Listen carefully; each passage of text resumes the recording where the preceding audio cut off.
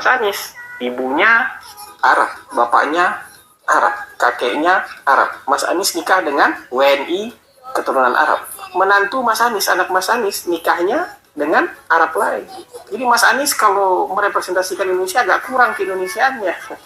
Mungkin 3% Indonesia aja yang bisa direpresentasikan oleh Mas Anies. Kalau kita bicara politik identitas, kurang Indonesianya. Kan peluang ketemu Arab sesama Arab itu kan sama kayak saya. Orang ketemu Padang itu kalau udah di Pulau Jawa ini ya kurang dari 10% lah. Makanya istri saya bukan orang Padang kan gitu. Karena peluang saya ketemu dengan orang Padang di bawah 50%. Bahkan mungkin di bawah 10%. Makanya dapat istri orang yang bukan Padang. Tapi Mas Anies dengan segitu pergaulannya ketemu istri Arab lagi.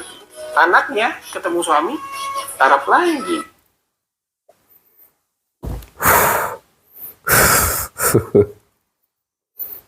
Tapi dipikir-pikir benar juga ya.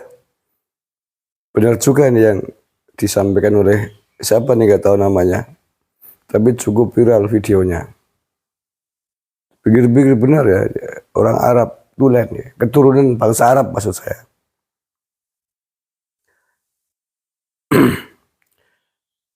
Kelompok minoritas di tanah air ini. Apa ya orang Nusantara mau dipimpin oleh orang Arab? Oleh keturunan bangsa Arab. Yang sementara kita tahu bahwa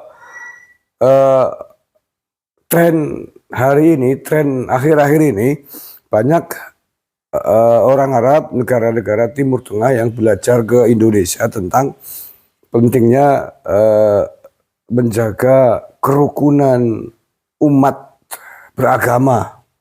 Bagaimana Islam dikembangkan di Indonesia dengan baik.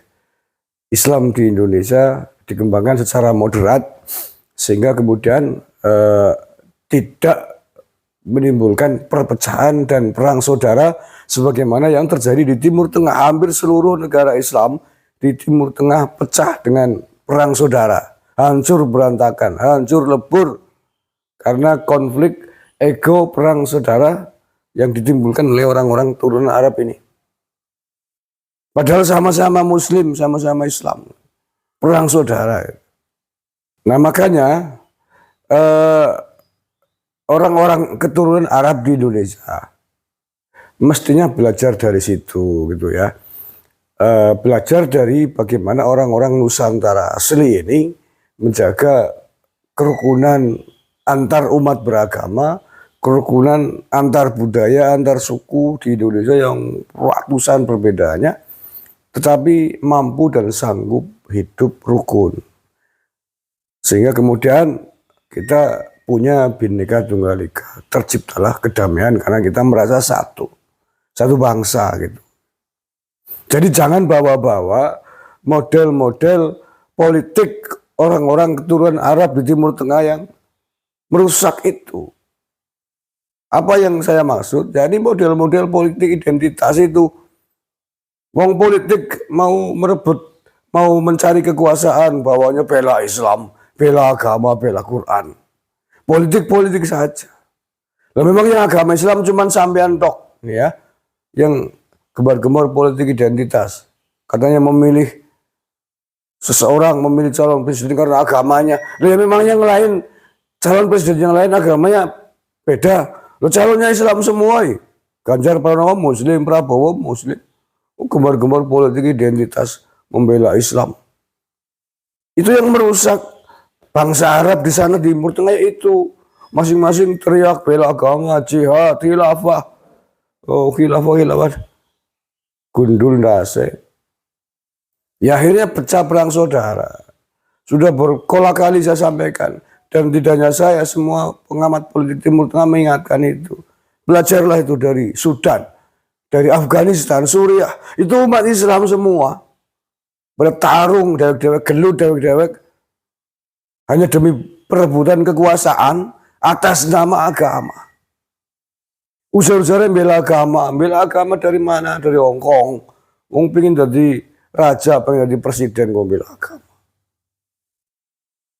Nah orang-orang Arab di Indonesia, ini keturunan Arab di Indonesia, sampean semua kan udah belajar bagaimana bangsa-bangsa di Nusantara ini, anak-anak Nusantara asli ini menjaga kerukunan antar umat beragama, kerukunan sama anak bangsa yang berbeda-beda itu berhasil dan berhasil dengan baik dan terciptalah kedamaian kerukunan.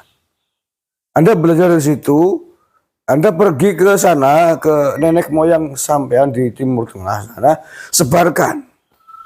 Ajari mereka bagaimana pentingnya toleransi beragama, bagaimana pentingnya politik tanpa harus keluar-keluar atas nama agama. Agar bisa seperti Indonesia, bisa hidup rukun, guyup rukun. Nggak usah ingin jadi pemimpin di sini dulu lah. Anda saja belum sanggup mewujudkan kerukunan di antara sampean sendiri kok. Lah iya, saat di antara sampean kan masih kalau satu nggak cocok bilang munafik, kafir, pengkhianat, sesama kayak sampean. Anda belajar yang matang di sini, sebarin di sana, berdakwah atas nama kemanusiaan, atas nama agama, agar teman-teman seketurunan Anda di Timur Tengah itu bisa mencontoh Indonesia bagaimana caranya hidup berdampingan walaupun berbeda agama. Apalagi satu agama mestinya kan lebih mudah. Buang egonya, nggak usah kafir kafir, nggak usah munafik, PKA PKI, musyrik. Itu tidak akan menguntungkan, itu lakum dinukum waliyadin, beda agama untuk masing-masing. Gak usah dibesar-besarin. Benar menurut kita, belum tentu menurut agama lain. Dan sebaliknya. Maka yang diperlukan adalah saling toleransi, menghormati dan menghargai kepercayaan agama orang lain. Itu maka kayak Indonesia alhamdulillah bisa guyup rukun, jangan dirusak. Ya, terakhir jadi dalam konteks itu nggak usah sampean menggebu-gebu ingin jadi presiden di Indonesia, jangan mimpi lah. Masa orang Jawa mau dipimpin orang Arab. Orang Arab aja tidak bisa mencontohkan hidup yang damai, yang rukun kok. Kalau mau memimpin Indonesia yang sudah bagus, sudah rukun dalam perbedaan, jangan mimpi lah ya. Orang Jawa nggak akan mau lah. Walaupun tadinya nggak sadar, hari ini pasti sadar. Oh iya, masa saya mau dipimpin oleh orang keturunan Arab? Kan nggak mungkin. Iya, berapa persen sih orang-orang keturunan Arab di Indonesia? Sedikit sekali. Nggak akan menang lah.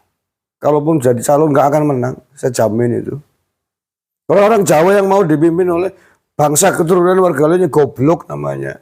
Kalau kita coba punya tokoh-tokoh bangsa tanah Nusantara yang baik. Ya akhirnya kan mandan kayak rasis begitu. Tapi ya, apa boleh buat? Apa boleh buat ya?